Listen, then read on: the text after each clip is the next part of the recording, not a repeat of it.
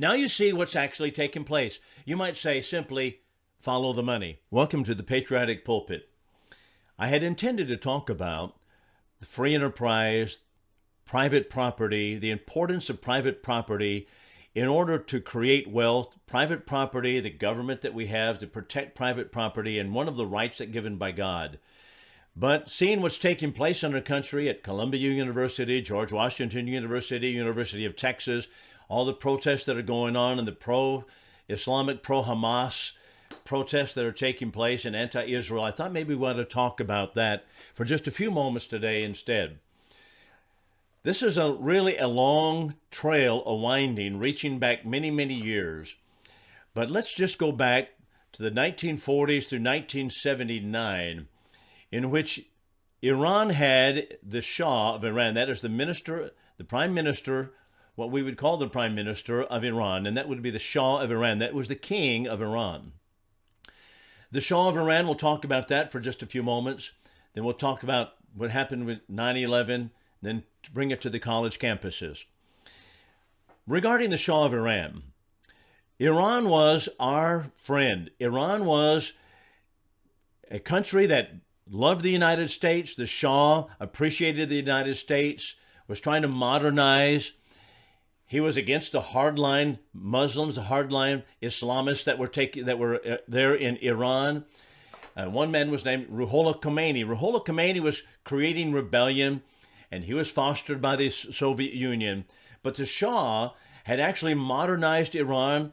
The median income of a family had gone up. He sent many students to the United States for a foreign exchange program for the students.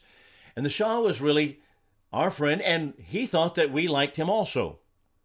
However, the Democrat Jimmy Carter in office, controlled by the Council on Foreign Relations, the Trilateral Commission, the United Nations, men such as Henry Kissinger, who never met a communist movement that he did not like, he was the one, those are the individuals that betrayed the Shah and kicked him out of that country. Now, I want to say that before I begin talking about that and just giving a brief history of it, there's a great book by Hussein Nahavandi. Nahavandi was one of the chief ministers of the Shah during the time that America betrayed Iran and the Shah. And he writes about it extensively in his book, a book that I read about 7, 8, 9 years ago.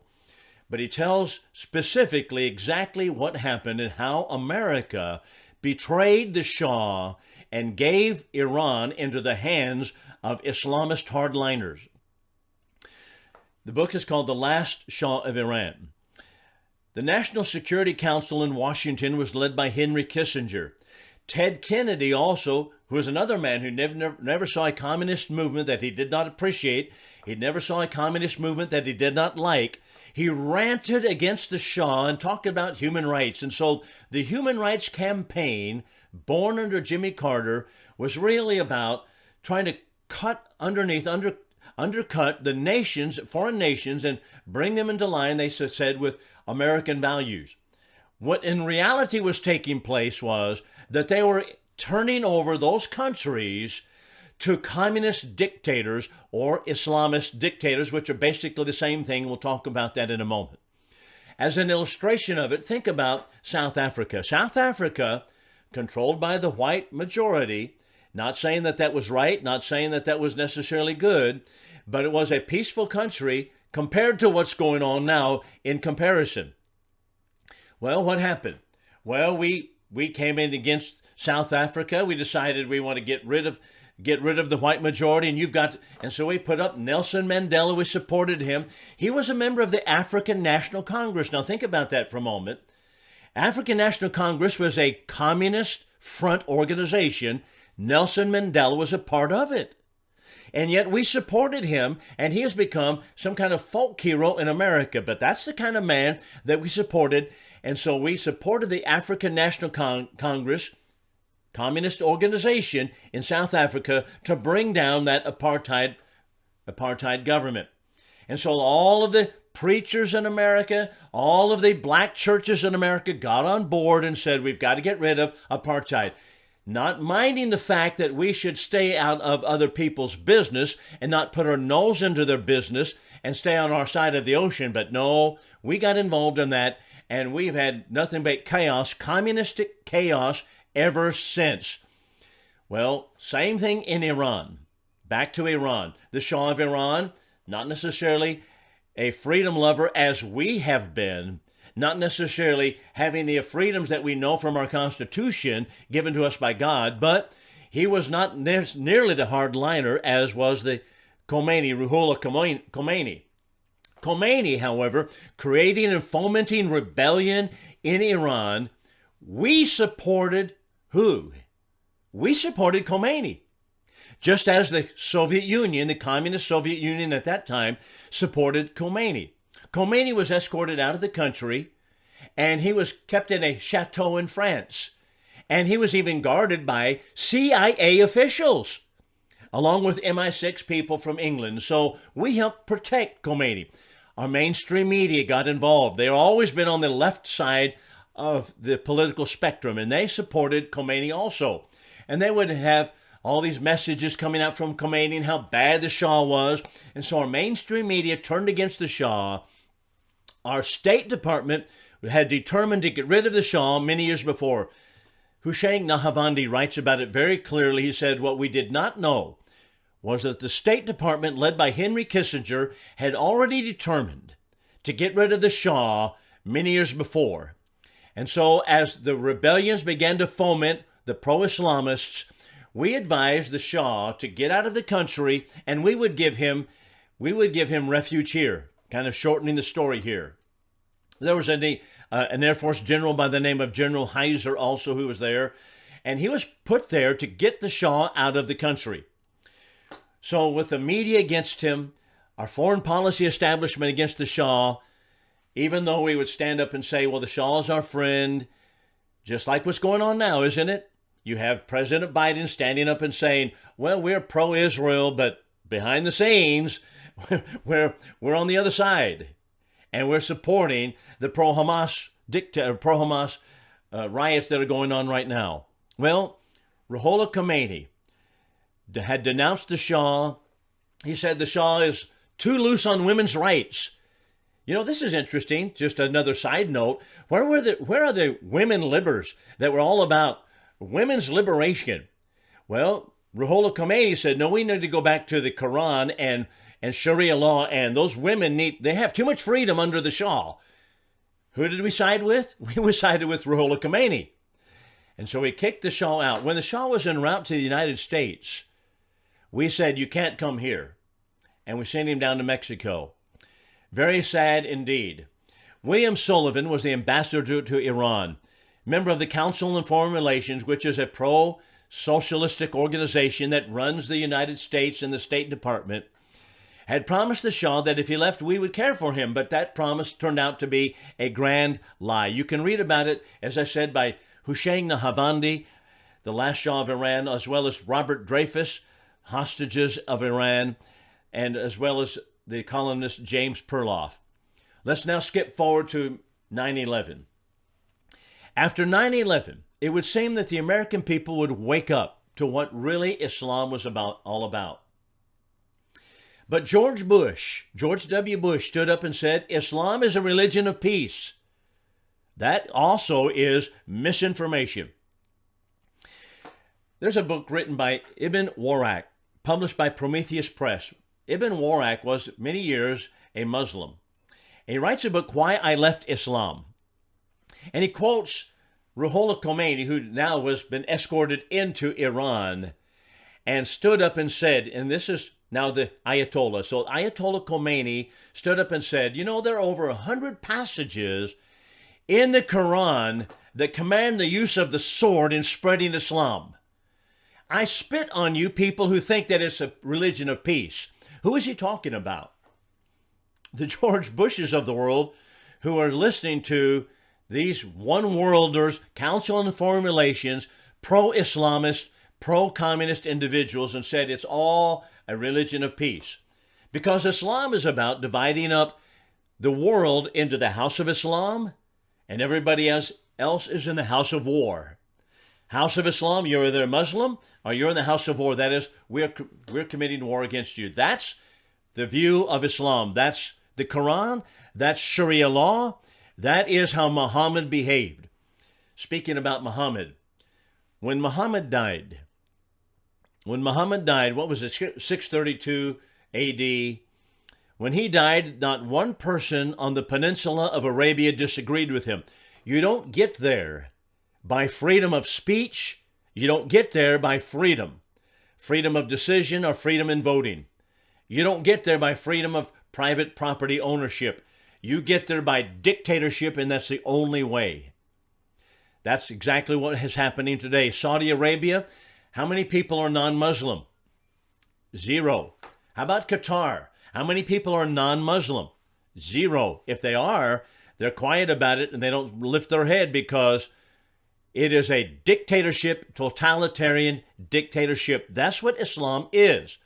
Now let's come to the college campuses.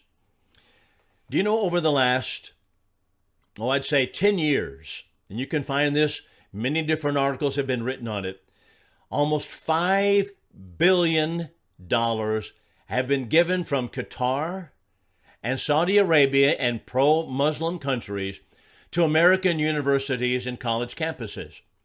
$5 billion. And they don't give that money in order that, or because that they are philanthropists, because they want to do good. They're doing it because they're getting the bang for their buck. And what are they getting?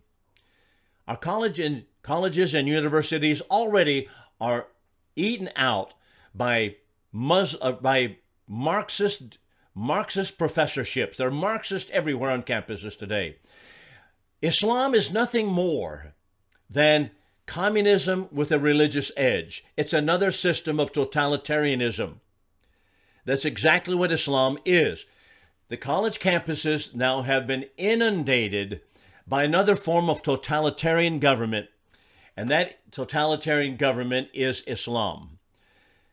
So thinking about that, not only do they get the money at the college campuses, but they get indoctrination from the professorships. Marxist and anti-Semitic programs are now rife on college and university campuses. That's what's happening. So when you hear AOC stand up and say, well, this is the same thing going on in the 1960s. We need to have freedom of speech in the colleges. People are protesting and marching. You know what? She's pro-communist.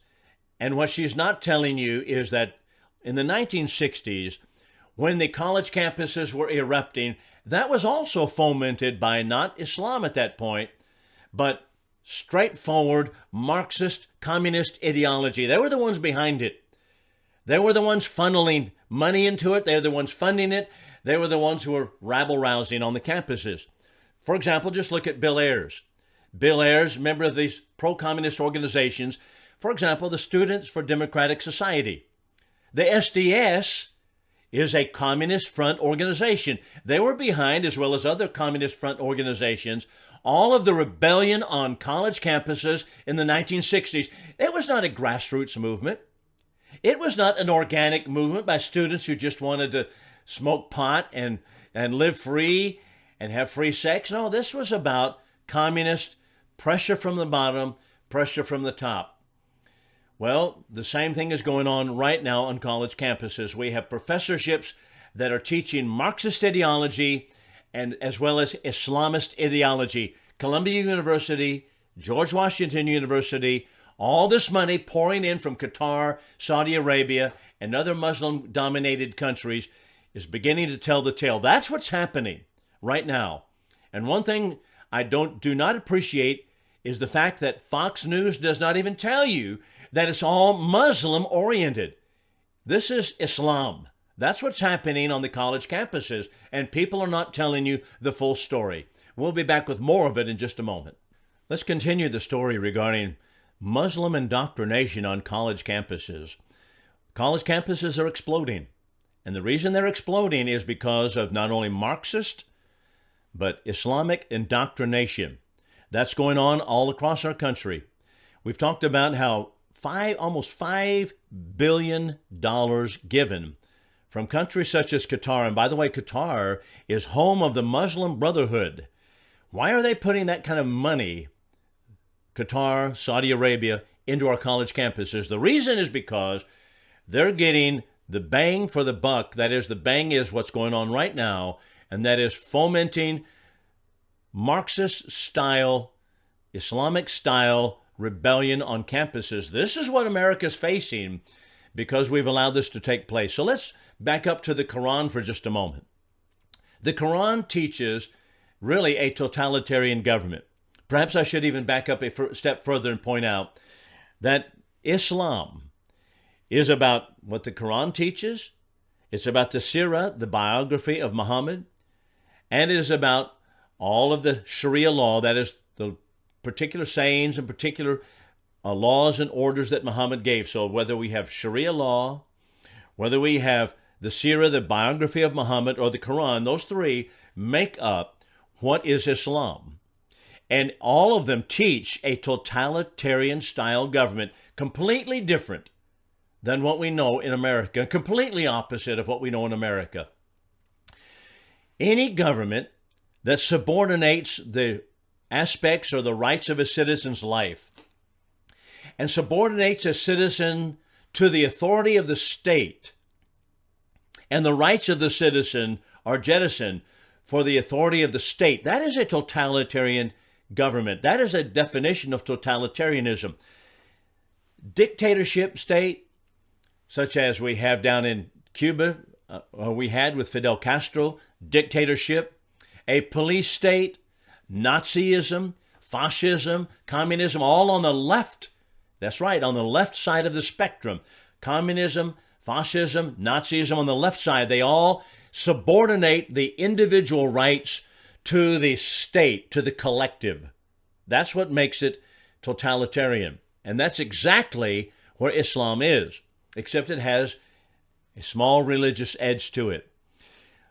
Muhammad, for example, put in the Quran that every Muslim man may marry 4 women, and every woman whom his right hand possesses. What did he mean by that statement? That's from, I think, Surah 434. What did he mean by that?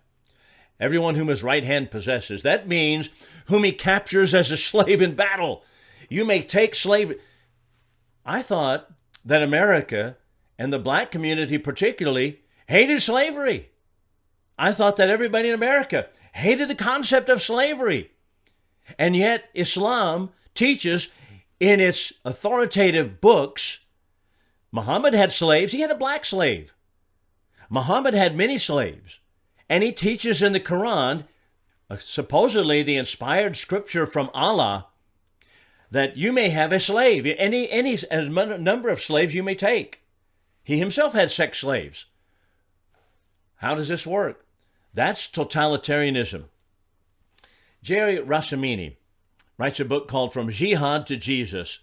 And he makes this statement. He says, in countries where Sharia, that's Muslim jurisprudence, that's the law of the land, those countries where Sharia law is enforced, Muslims are forced to worship during prayer time at the risk of being whipped by the mutawa. That would be the Islamic morality police. Now you think about that for a moment. Not freedom. It is what is dictated, enforced. And you're going to be beaten by the morality police if you don't pray at the prayer time. I had a debate many years ago, 20 years ago, maybe closer to 25 years ago at this point, with Hamza Malik. Mr. Malik, when he was at the church building, I was in East Texas, in Marshall, Texas, at Eastern Hills Church of Christ, and when we were there, during the day, he was preparing for his debate that night. We had a 5-night public oral debate. They would stop, they put their prayer rugs down. I said, sure, you may do that if you wish to. That's freedom. You may put your prayer rug down. I'm not going to say, no, you can't pray. But I'll tell you one thing. If I'm in a Muslim country, they're going to enforce me to pray to Allah. And that's exactly what Jerry Rassamini tells us in his book, From Jihad to Jesus. Everybody is forced by the Muslim morality police to pray. The Sharia crushes, he goes on to say, crushes dissent, undermines most human rights such as freedom of religion, freedom of expression, political freedoms, and women's rights. It does not allow people to choose for themselves. I'll say this even. Do you know, in Muslim countries, if you're a woman such as AOC, for example, who's supporting the people who are saying from the river to the sea, that is, wipe Israel off the map. Or Ilhan Omar, who tells us exactly the same thing, that we need to support wiping Israel off the map. They're public speakers, they're congresswomen, senators, do you know, in a Muslim country, they would not be able to speak publicly. They're going to have to put a veil on their face. They're going to be dressed all in black or all in robes down to their ankles. They're going to have to walk behind their husbands. And if they don't have a husband, they're not going to walk out there at all. And if they are talking to a man in public, they're going to be beaten in the public square. Interesting that the AOCs of this world side with Islam, even though that's the case in Islamic countries, and that's Sharia law. How does that work? Ignorance gone to seed. And they hope that you stay ignorant too. I can't believe that they are ignorant of it, but that's exactly how it is. And we'll talk about some of that in just a moment. Matter of fact, let's bring in this book right now by Dr. Peter Hammond. Dr. Peter Hammond wrote a book maybe 6-7 years ago. I'm not sure how far back. It's called Slavery, Terrorism, and Islam: The Historical Roots and Contemporary Threat. And he points out that Islamization begins where numbers of Muslims are sufficient to agitate for the religious privileges. Now let's break that down for a moment. Agitation. That's exactly what Vladimir Lenin was all about. That's what Stalin was all about. That's what the communists are all about, agitating on the streets. Same thing with Islam. Islamization begins where there are sufficient numbers of Muslims in a community or in an area or in a country where they can agitate to the crowds. Politically correct societies such as America, that is, ignorantly allow that to come in the door, but then it takes over. And here's how it works. According to these are the numbers that are put together by Dr. Peter Hammond. When you have a population in a country such as the United States or Australia, where the Muslim population is under 2%, you have what might be called a peaceful minority. People say, well, Islam is a religion of peace. George W. Bush ignorantly will stand up and say, Islam is a religion of peace. They don't know anything about Islam. They're not read the books, apparently. They don't know what Islam teaches. They don't know that it teaches disinformation purposefully. So under 2% population, the peaceful minority, Muslims.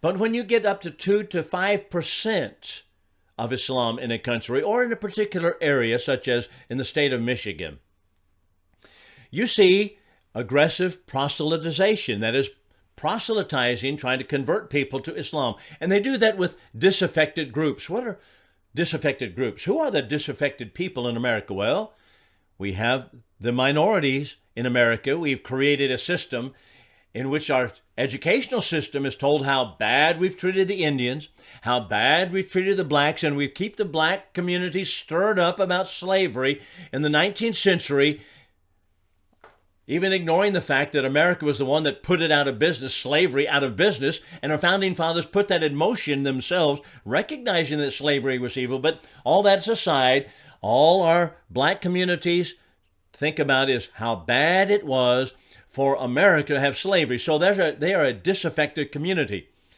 And where do you find a majority population of the blacks in America? Well, in prison, because of the family structure breakdown in America. So we have blacks in prison. So where are Muslims converting so many people to Islam? That's right, in prison. So you'll find the proselytization of that in America. In Germany, 3% are Muslim in population there. UK, 3%. I talked about last week. Richard Dawkins has seen it taking place right now in London. He said, hey, wait a minute. He said, I want a Christian culture. I'm not a Christian, but I want a Christian culture. By the way, just an offbeat statement here, off the program, and that is, Richard Dawkins knows what a Christian culture is. Isn't it interesting that he himself knows that? He recognizes what a culture that is influenced by Christianity is. And we have so many people in Christ or name the name of Christ or in the church usually say, How can you baptize a culture? How can a culture be Christian? You know, when you're in America and you go to Saudi Arabia, you come back and you know exactly what the difference is. And that's exactly what Richard Dawkins recognizes. He said, we're losing our Christian culture. I am a Christian culturally speaking. Well, what the point is, when you come to 2 to 5% Muslim population in a country, you see this proselytization's picking up steam. Then you have 5% or more, that is 5 to 7, 5 to 8, 5 to 9% people in a country, in a community or in an area such as in Michigan. Then they start pressing for halal foods. That is, we want sold in the major marketplaces, we want halal foods, that is, correct foods for Muslims to participate in. So we have in France, that's what's going on, 8% population Muslim there. In the Philippines, 5%. So you have the pressure for halal foods, and you'll find that to be the case. Regardless of the fact that America is a country supposedly founded upon Christian principles and a Christian nation, but now changing gears and going in a different direction. Then you have up to 10%. Now these are put together, remember, by Dr. Hammond. He points out when you have up to 10% Muslim in a country or a community, you have large-scale lawlessness, car burnings, such as in Guyana, 10%, India, 13.4% Muslim population, and you see lawlessness in a large scale. What do you see now on college campuses? Large scale, in a community that's a closed community, college campuses, large scale Muslim population, or those who are siding with Muslim population who've been brainwashed in that direction. And what are you seeing? Lawlessness on the college campuses. But going on. When a country comes to about 20% Muslim population, you have hair-trigger rioting across the country, jihad militia, sporadic killings. We have some of that sporadic killings in America, but not really like you see in Ethiopia, for example, that has 1/3 of the population are Muslim. When you have 40% Muslim population, such as in Bosnia, you have widespread massacres. You see how it increases? 60% Muslim population, unfettered persecution of unbelievers. Malaysia, 60%. Sudan, 70% Muslim. Malaysia, 60% Muslim. That's why you have unfettered persecution of unbelievers. You're going to worship, and you're going to worship the Islamic way. When you have 80% Muslim population, you have now state-sponsored ethnic cleansing. In Jordan, for example, you have 92% Muslim. And when you have 100% Muslim, you have Dar es Salaam, the house of peace. And then you have the house of war, Saudi Arabia, 100%. People don't become, or a country does not become 100% Muslim because of freedom. So when we talk about the growing population of Muslims, you're going to see that's going to be the case on the college campuses and in different countries, and you're going to see rioting taking place more and more. Now, when we come back, there's a couple of articles I want you to notice that we'll just talk about. One of them is Mullah from the Mullahs by Joel Kolkin and Marshall Topiansky, that talk about how much money is being funneled into our colleges and university campuses that are fomenting this kind of rebellion. We'll talk about that in just a moment. We've talked about Islam, communism, influence in the West, influence in America, via the universities, via the college campuses, our State Department, which has sided with Islam, sided with communists for many, many years. But here's an article that's put out from cityjournal.org by Joel Kolkin and Marshall Toplansky called Mullah from the Mullahs. And they talk about the Arab countries that are bankrolling the American colleges and universities. It was written in October of 2023. It's so interesting when you think about it, you break it all down, that you have countries such as Qatar, which is home of the Muslim Brotherhood, Saudi Arabia, same thing there. They're the primary countries, or they're the primary funders of the American colleges and universities, sending billions, that is almost $5 billion to American universities. What are they getting for it? They're getting Islamic indoctrination. They're getting Islamic professorships, Marxist-style professorships. Now, not only Islamic countries, but China as well, pouring billions of dollars into American universities, not only here in America, but also other countries. Why are they doing that? In order that they might brainwash an entire generation. We're seeing it now unfold on the campus of Columbia University. We're seeing it unfold on George Washington University, other universities going on in the country. Arabic countries actually have given almost $8 billion to the elite Ivy League universities across America. And that's just in the past few decades. Let's talk about China for just a moment. The Confucius Institute pushes the Communist Party agenda, that is the Chinese Communist Party, CCP agenda, gave $1.2 billion to these universities, Ivy League colleges, from 2014 to 2020. According to Bloomberg News, in 2020, 115 colleges received this money from China, including Harvard, $93 million, USC, and other countries as well, or other colleges as well. 115 of them. Why are they getting this? Why are they giving the money? In order to indoctrinate with Marxist ideology, and that's exactly what's going on. Because now, coming out of the colleges, as right here at Midwestern State University, I've known several college graduates coming out. They're going to teach public schools, but they're basically Marxist in orientation. They're basically communistic. They say, we need socialism. Where do they get this? They're getting it right here at Midwestern State University, right here in Wichita Falls, Texas. The same thing is taking place with Middle Eastern countries funneling money, billions of dollars, $4.86 billion. By the way, that is 29% of all foreign contributions to colleges and universities. Qatar, for example, in Saudi Arabia, give most of it. $1.7 billion to these colleges. Some of it goes to Cornell University. Qatar, incidentally, is an ally to Iran. All right, let's think about this. If Qatar is an ally to Iran, and Iran is the enemy of the United States, we have Iran and Qatar teaming up, giving money to the colleges and universities. But under the Obama administration and under the Biden administration, we've enriched Iran by shutting down the oil production in America so that we might be dependent upon Iranian oil. So now we've enriched Iran. And by the way, didn't Barack Obama send a plane load of cash in the middle of the night over to Iran?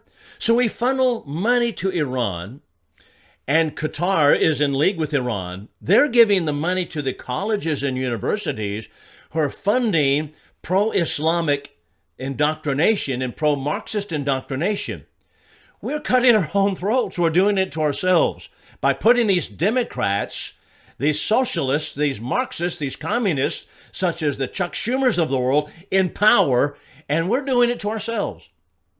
Qatar is also home of Al Jazeera. What's Al Jazeera? That's the Muslim news organization, the outlet. Qatar, Saudi Arabia are the largest donors also to the Palestinian causes. Now you see what's actually taking place. You might say simply, follow the money. Harvard University, New York University, Cornell, Georgetown, they receive most of this money, and they have large pro-Hamas organizations, and you're seeing it now unfold and explode on campuses. Now, someone might say, well, Israel's giving money also. Well, that's true. Israel's giving money also. Primarily, they give it to BYU and the College of Medicine, but they only give $124 million. I'm not justifying that, but I'm simply saying, why are these foreign countries giving money to these universities? To give this type of indoctrination to different organizations as the universities to bring about their worldview. Not only so, but they're sponsoring, Muslim countries are sponsoring Muslim students. Some of the Muslim majority Middle Eastern countries, donations are used to stoke anti-Israel, anti-Jewish attitudes. And we're seeing this in the number of Muslim students that are coming over here. As a matter of fact, many of them are acting as provocateurs. 34,000 Muslim students, Arabian students, Muslim students came over to America in the last several years. 34,000. That is, coming to our college campuses. This is from The Atlantic. That's a liberal organization, liberal magazine, but here's what it says. Campus politics in America irrevocably changed this week when student groups that champion the noble goal of justice for Palestinians endorsed the evil means of war crimes in pursuit of it. This is a very recent article. This was last Saturday. Hundreds of gun-toting men stormed into Israel by land, air, and sea with the express purpose of killing as many Jews as possible. They succeeded in perpetrating a program reminiscent of the Cossacks and the Nazis. They murdered civilians in their homes as their families watched. They massacred young people at a music festival. They kidnapped children. This, of course, refers back to the October 7th massacre by the pro-Hamas or Hamas organization coming out of the Palestinian Gaza Strip. So now this is Atlantic. They're saying these are the people that are funding money to come to these college campuses and bring Muslim students here. Now we see what's actually taking place. Here's another interesting article. This is from the National Desk in 2023. From Qatar, the UAE, the United Arab Emirates, Kuwait, they're buying influence. One person, this National Desk writes this, if you look at the Carnegie Mellon or George Washington University, they actually have campuses in Qatar. And we know that Qatar is a country that's against open and free exchange of ideas and expression. So what is being taught to students on these campuses? Giordano said, unfortunately, we're seeing some anti-Israel, anti-Semitic propaganda that's being pushed to the student body. It's not a surprise that we're seeing this anti-Israel, pro-Hamas protest on college campuses throughout the country. And here's another startling fact. In 2020, the Department of Education published a report that found some of the foreign funding from enemy countries that were targeting the investments to project soft power, steal, sensitive, proprietary research and spread propaganda. All right, so this is the Department of Education. They've discovered that these countries, that is pro-Islamic countries, target their investments to project a soft power steal in the universities, and this is, of course, to spread propaganda at the university level. This is the Department of Education discovering this in 2020. So we've known it for many years. So there's a very real reason that you want to be concerned for foreign money buying influence and control over the teaching, the indoctrination of students and your students at our universities. From the Jewish News Syndicate, here's something interesting also. President Trump, when he was president, warned of this specific danger, identified the danger, but the Biden administration, here's from the Jewish News Service, appears to have no interest in the subject. That's right. Because the Biden administration is pro-Hamas. The Biden administration is pro-communist, which is nothing but Islam with religion in it. Arab countries have given $11 billion since 1986. $3 billion, reports the Jewish News Service. Unreported funds from Qatar, Penn State, University of Texas. This is what's taking place in America right now. So when we see on television that the campuses are exploding, we will see exactly and know exactly why this is the case and what we need to do about it. We need to stop this funnel of money from foreign countries into our universities. We need to get out of the university system. We need to teach our school at home school. The public school system is absolutely, completely eaten out of the core with this pro-Marxist type of material. We need to go back to the Constitution, teach it in our schools, teach it in our private schools, and stand for freedom, stand for truth in America. But what we're seeing now is really the end game as far as the Islamization of America and the communization of America is concerned.